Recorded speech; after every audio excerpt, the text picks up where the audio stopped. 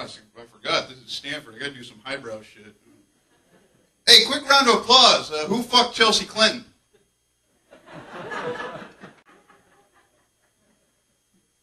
It's a cool mix. I heard a lot of you guys are grad students. Is that true? Right on. It's cool. I know what Johnny Cash felt like when he played Folsom. No, I was there. I was a grad student. I don't like to admit it. I kind of like to think that I've done my time. Maybe society will give me a second chance now. Of course, Citibank feels a little differently about it.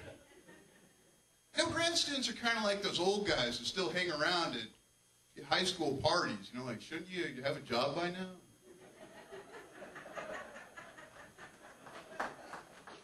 I guess you kind of do. Like, I was a TA. I used to teach because, you know, PhDs have better things to do to teach. So that unhappy task falls to some poor grad student like us. You know?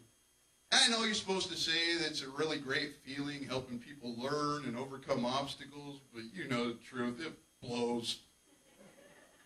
Every day I had to deal with 100 pissed off students who were all mad because their real teacher doesn't speak English and doesn't give a shit that they can't cross multiply.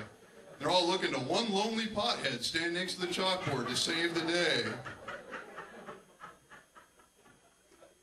Actually, I had my boss come in one time and tell me to try and come in with a little more enthusiasm and try and engage my students.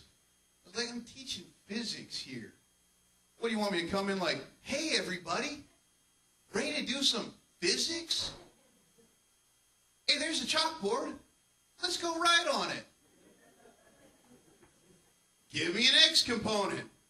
Give me a Y component. Who gives a shit? Nobody. Teaching is a hard job. This kind of job makes you want to drink early in the day. You know, like on the way to work. For a while I had to teach these bullshit labs for like PE majors where we'd like drop a tennis ball and film it and then they'd have to describe what happened. You know, like A, nothing. B, fell towards the ground. Or C, flew up into the sky. I had to teach them how to use vernier calipers, you know, those little pipe rim tweezer looking things with the little lines that nobody knows how to read because they haven't been in use since the turn of the century. Every machine shop in the country uses digital calipers. I got to show them how to use this antiquated pubic hair form of measurement. Like, gee, why don't we just teach them how to use an abacus while we're at it? Yeah, I went into physics because I kind of always thought it'd be cool to get off the planet and go explore outer space. I was in my second year at grad school and I realized, mushrooms. You don't need algebra to go to the moon. But I did it, and I was in physics. I actually co-authored a paper on string theory because me and this grad student on an internship were down in a basement messing with a computer like a couple of monkeys fucking a football when it spit out all these numbers. Took it up to the PhD running the program, and he looked at it and was all, yes, yes. That's consistent, Yeah, I think this will work. I think we can publish this.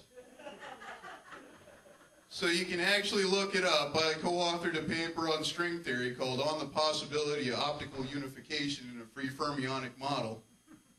Yeah, what it should have been called is No Fucking Way That Worked. You can't really put that down on the fellowship application. It's always more like, I would like to continue research in the field of whatever the hell I was doing out in Waco. They kick you down a couple of grand because you can speak and read English at almost an adult level, which is a pretty rare skill among physicists. You know, being in physics is kind of like being at a Star Trek convention that never ends. All day it's, well, the Ricci scalar is just a contraction of the Riemann tensor across two indices. What do you want? Eigenvalue problems with Hermitian operators? Isn't it really cool? Live in a box and do algebra all day and never ever get laid? Oh, yeah. That's no lie either. You want to try and not get laid? Try going into a bar and telling women you do physics. It's like saying, yeah, ex-cons and guys with missing limbs get pussy before I do. I feel like I'm making a PSA here. 1 in 20 million people suffer from physics. Symptoms include eye strain, lethargy, and the knowledge that no one for 100 miles is ever going to want to blow you.